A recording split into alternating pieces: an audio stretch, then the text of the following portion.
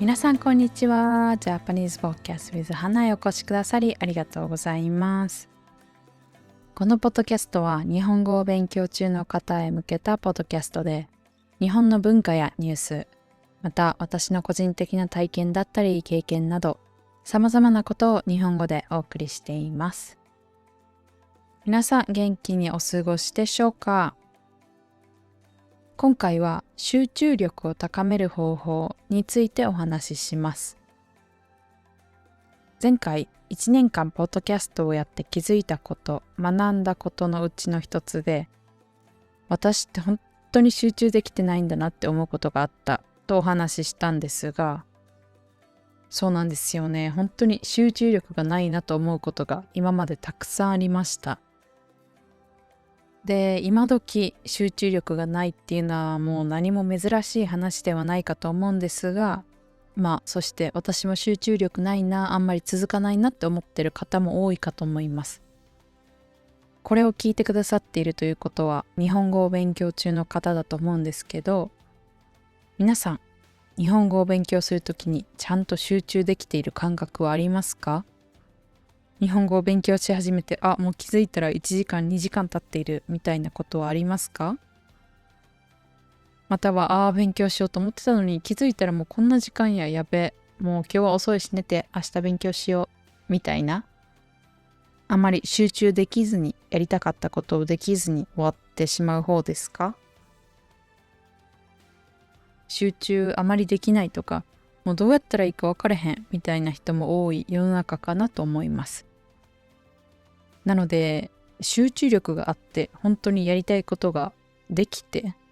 短い時間の中でも集中してやると、早く仕事が終わったり勉強も効率よくできたりといいことしかないですよね。ほんで現代に最も必要な力は集中力って言われてるっていうのをなんか聞いたことがあるんですけど、でもそのぐらい本当に大事なことだと思います。で、周りがあんまり集中できてなくて自分がめちゃめちゃ集中できていたら、もう自分だけめっちゃ成長していくと思いません？なので今回は集中力をアップする方法についてお話ししていこうと思いました。で、日本語リスニング練習だけでなく、ちゃんと皆さんが使える役に立つエピソードになったらなと思ったので、いろいろリサーチとかしたので、もし初めて聞くことなどあったら、それをぜひ取り入れてみてほしいなって思います。中にはもう毎日集中できていて、そういうのは自分でいろいろ実践済みっていう方もいるかと思います。で、そういう方は、リスニング練習として聞いていただければなと思います。単語とかも自分の母国語では知ってるけど、日本語でだったら、意外と知らなかったなっていう単語もあるかと思うので、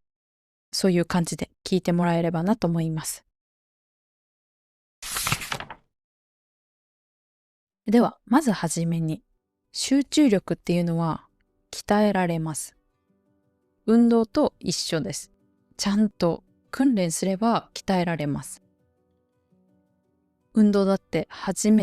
今まで運動とかほとんどしてこなかった人が、いきなりフルマラソンを走れって言われても無理じゃないですか。なのでそういう人は、毎日ちょっとずつ、1キロ、2キロとか数キロを走るところから始めて、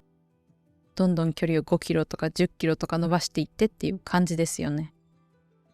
なので集中力も同じで、ちゃんと環境を整えて、5分でいいから集中しようってやって、で、意外といけてるな、じゃあ今回は15分、30分、1時間みたいな感じで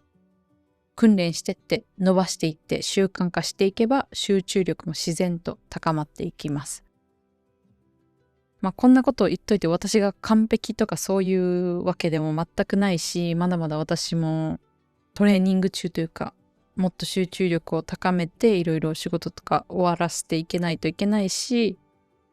あとはその語学を勉強する際もそんなにたくさん時間があるっていうわけではないので、短い時間でどれだけ効率よくできるかっていうのが重要なので、私も皆さんと一緒にトレーニングを頑張っていけたらなみたいな感じなんですけど、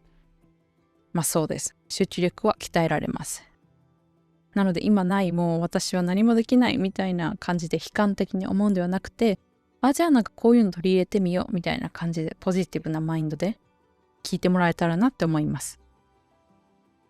で、私もその前回お話しした通り集中力が本当にないなって思ったので、これはやばい、もうちょっと改善しないとと思って、いろいろ試したりして、最近では作業していたりして1時間2時間あっという間に過ぎるっていうことは結構あります。なので昔に比べると本当に集中力は上がってきたのかなと思います。もちろんなんか今日全然集中できひんなみたいな時もあるんですけど、昔に比べると全然マシになったかなと思います。なので、今からお話しする方法を皆さんも取り入れてほしいし、取り入れなくても頭の片隅に置いてもらえたらなって思います。ではなんですが、集中力を高めるには何が必要だと思いますか？または何をやめるべきだと思いますか？やった方がいいこととやめた方がいいこと、どっちもあります。ではまず一つ目、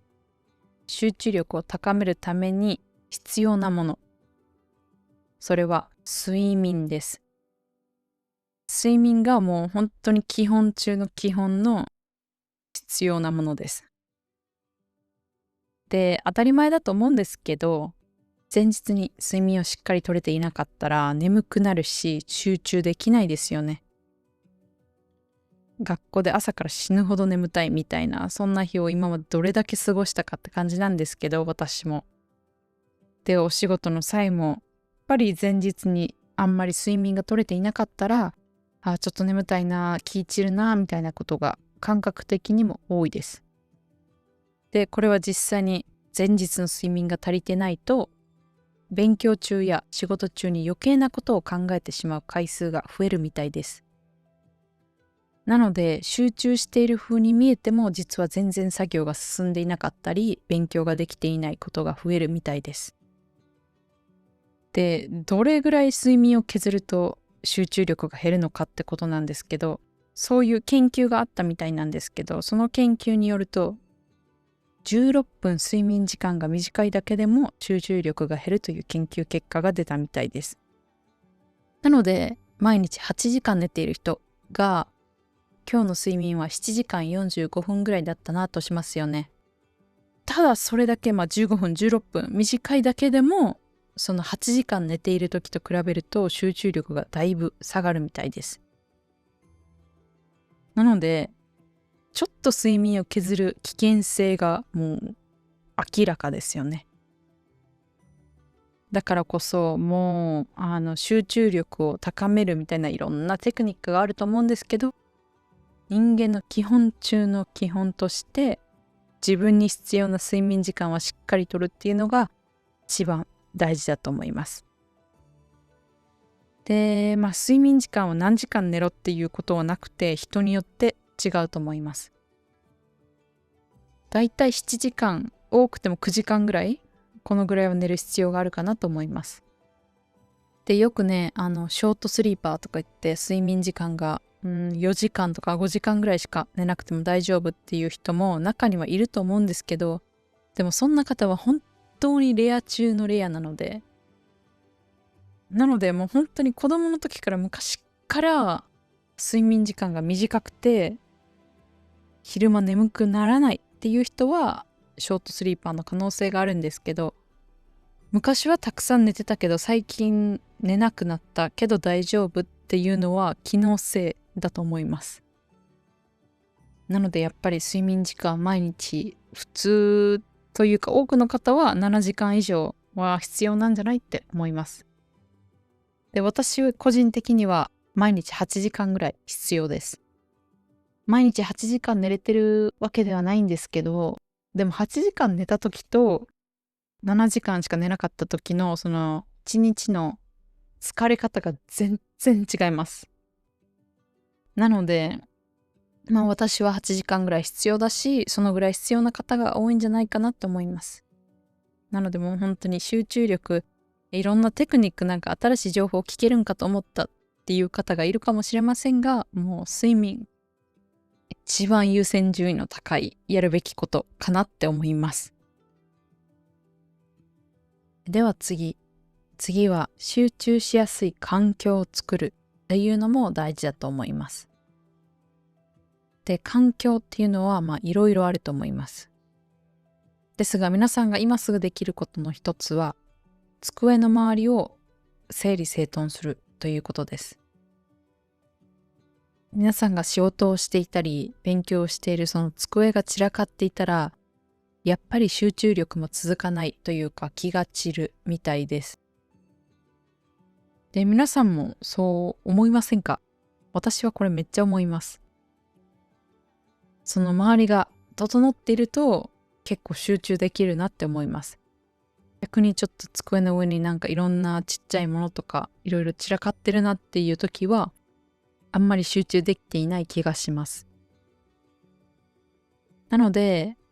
常に机の上をきれいに保っておくっていうのはとっても大事だと思います。あとはその家では集中できないけどカフェに行ったり図書館に行ったり別の場所に行くと集中できるっていう方もいると思うんですが、それもこれと同じだと思います。そういう外に行くとカフェに行くとその自分の必要なものしかないじゃないですか。そのパソコンとかなんか iPad とかそういう必要なものとまたはドリンクみたいな他の余計なものが一切ないですよね。だから集中できるっていうことにもつながるかなと思います。なので皆さんが、どこかで作業する、お家で作業、勉強、仕事するっていう場合は本当にこれは手っ取り早く5分もあればできることだと思います。一旦片付けてから何かお仕事、勉強始めてみるのがいいかなと思います。で、私は静かな本当に無音に近い環境の方が集中できるんですが、中には音楽を聴いて集中できるっていう方もいると思います。YouTube に行けば集中できる音楽みたいな感じでいろいろありますよね。なのでそういった歌詞のない音だけの自分の好きな音楽っていうよりはそういう集中できる歌詞がない音楽を聴くっていうのも一つだと思います。これは本当に人によるかなと思います。私はない方が好きなので、ちょっとうるさい環境だったらなんかイヤホンとかつけて音をシャットダウンするようにしています。では次なんですが、どれだけ机の上が整っていても毎日8時間完璧に寝ているっていう方でも朝から夕方まで1日8時間ぶっ通しで集中できるっていう方はいないですよね。ほとんどの方、99.999% ぐらいの方はそんなね、ずっとぶっ通しで作業なんてできないと思います。なので日中集中が途切れそうになった時、途切れた時、またはちょっと眠たいなみたいな、頭が冴えない時、そういう時にすべきことっていうのもあります。まず一つ目、これは皆さんもめっちゃ聞いたことがあると思うんですけど、ポモドーロテクニックというやつです。これは25分集中して5分休憩するというやり方です。で、これは短いなって思う方は、1時間集中して10分休憩してとかでもいいと思うんですけど、だいたいまとめた時間的に90分ぐらい集中して、その後10分からマックス20分ぐらいの休憩を取るっていうのがいいみたいです。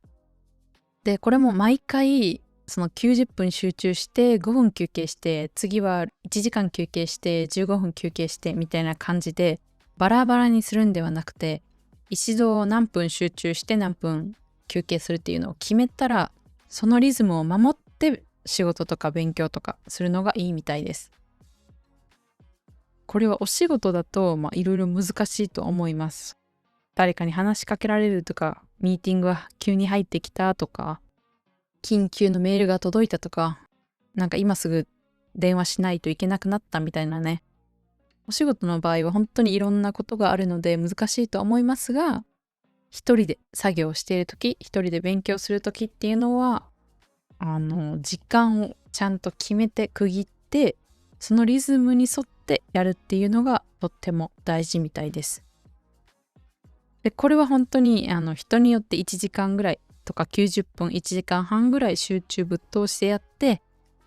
休憩を15分とかするっていうのがいいっていう方もいると思いますし、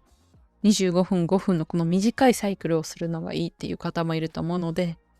やったことない方はどっちも試してみて自分に合った方法を見つけてもらえたらなって思います。私個人的には25分だとめっちゃ短い気がして、なんかあんまりって思うので、だいたい1時間とかそれぐらい集中して、その後10分15分ぐらい休憩するという風にしています。その次、ポモドロテクニックとかしてて5分とか10分とか、休憩する時間ありますよね。で、その休憩の時に何したらいいねんって思う方もいると思います。で、そこで SNS を見るっていうのはもう以前の私というか本当によくやってたことだなって思うんですけど、でもやっぱりそれは良くはないですよね。その脳にとっても体にとっても集中力っていうそれにとっても何も良くないですよね。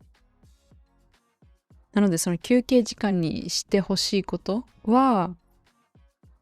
まずはストレッチというか体を動かすこと。ずっと座っていたらやっぱり体も固まって血液の流れも悪くなるので、一回立って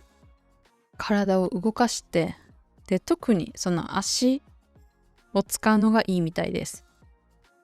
太ももの筋肉が一番大きいので、階段の上り下りをするとか、できる場合はその場でスクワットちょっとするみたいな感じで、足の筋肉を使うと体の血液がこう回るので、その後の集中力も高まるみたいです。で、ちなみに私はこれよくやります。ちょっと休憩しようって思った時に一旦体を伸ばしてストレッチしたり、ちょっと軽い運動みたいな感じでスクワットをしたりしています。そんななんかめっちゃ激しい運動をするわけじゃないですけど、体を動かすっていうのが私が結構やります。で、学校とかオフィスとかにいる場合、いきなりね、休憩しようって言って、その場でスクワットしだしたらちょっと、おお、なんやこいつみたいな感じになってしまう場合もあるかもしれないんですけど、ちょっとなんか歩くみたいな、ちょっとコーヒーを入れに、どっか違うところへ行く、ちょっとトイレに行くのに歩く。階段があったらそれをちょっと上り下りしに行くみたいな感じで、体を動かすと血液も回って集中力も上がるみたいです。なので体を動かす運動っていうのは本当におすすめです。では次やった方がいいことは昼寝です。パワーナップと呼ばれるやつです。昼寝も、できる人とできない人っていうのがいると思います。学校だと、いつ寝るねんって感じですよね。授業あるし、休憩時間は短いしっていう感じで。あと、お仕事の場合も、そんな寝る時間なんてないよっていう方がたくさんいるかと思いますが、もう本当に眠たい、やばい、今日何も集中できないっていう場合は、やっぱり、昼間の昼寝っていうのがとってもいいらしいです。これはもう皆さん、昼寝をしたことない方っていうのはいないと思いますし、昼寝をした後どれだけ脳がすっきりするか、体がすっきりするかっていうのは、皆さん体験済みかなと思います。で、これができる方は、うまく取り入れてやってみると、その後の集中力もめちゃめちゃ高まるので、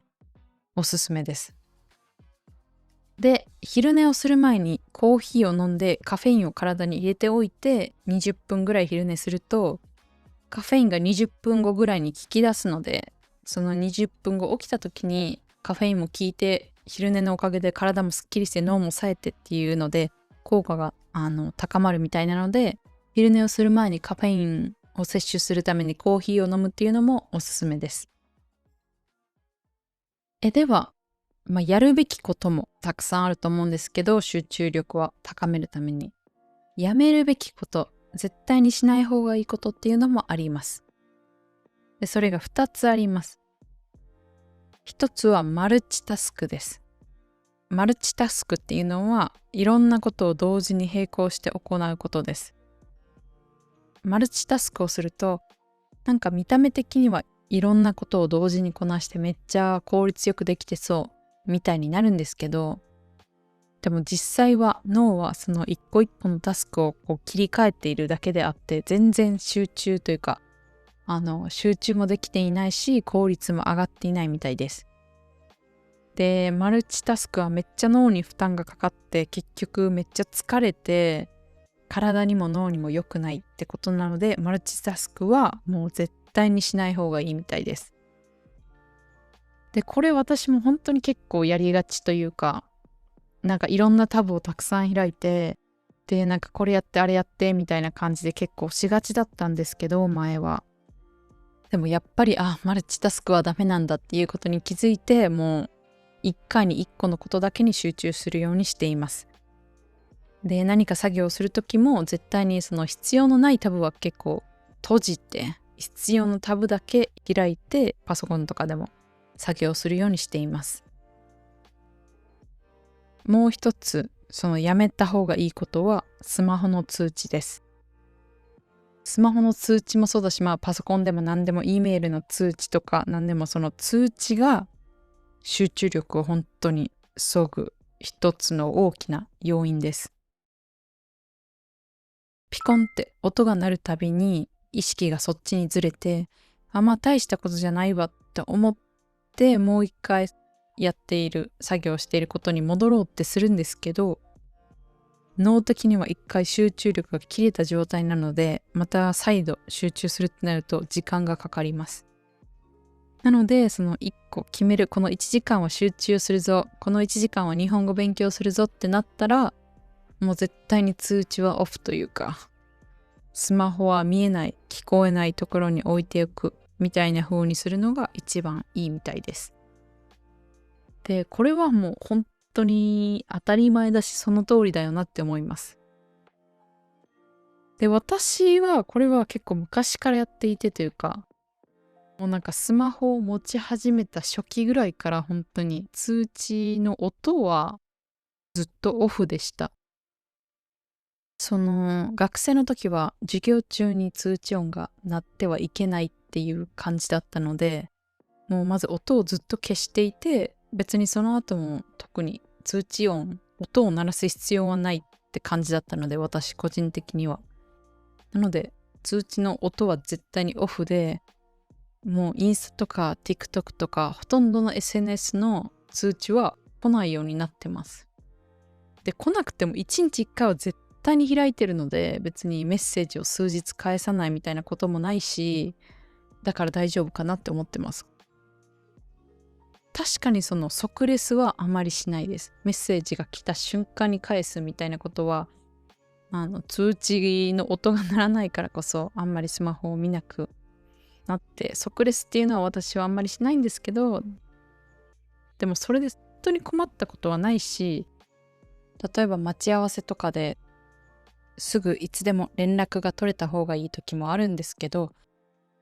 そういう時はもう事前に分かっているのでスマホのトーク画面を開いておいたり、常にスマホを手に持っていたりするので、通知オフでも全然困ることはないです。もちろん全ての通知がオフではなくて電話とかそういうのはオンなんですけど、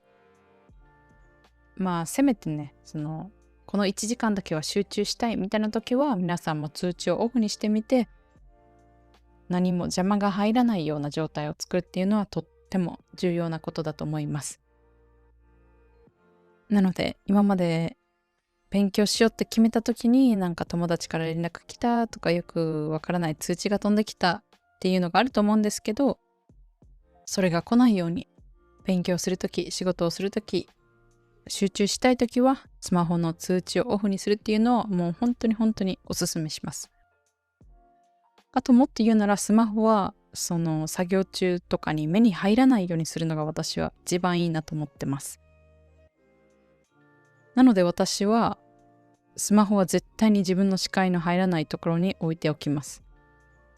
でももし何か電話が来たりとかしたら聞こえるように机の下の引き出しとかに入れておいて、緊急時の音は出るようにしています。そういった感じでスマホは視界から消すっていうのが一番いい方法かなと思います。そして服のポケットとかに入れるのではなく、直接触れられないとこに置いておくっていうのが一番いいかなと思います。なのでね、どうしてもスマホが気になって触っちゃうっていう方は、もう皆さんの視界に入らないように、直接触れないようにするっていうのがもう一番かなと思います。それで集中していたら、気づいたら1時間とか2時間とか経っていて、あ、スマホ触らなくても全然いけるじゃんってなっていると思うので、私は結構そうなっていけるじゃんって気づいたので、皆さんもね、もしスマホ触ってしまうっていう方は、もう直接もう別の部屋に置いておくとか、そういう風にしてみてほしいなって思います。今回は集中力を高める方法についてお話ししてみました。皆さんどうでしたか？よく聞いたことがあるっていう方法がほとんどだったかなと思いますが、聞いたことがあったり、自分でもやってみようと思っても、なんか意識するの忘れてたな最近っていう方もいるかなと思うので、そういう方はこれを機にもう一度ね、睡眠ちゃんと取れているか、自分の周りの環境はちゃんと整っているか、整理整頓できているかだったり、どうしても疲れたらちょっと体動かしてみる、昼寝してみるみたいな感じで、いろんな方法があると思うので、それらをやってみてほしいなって思います。あとは私が話した方法が全てではないので、もちろん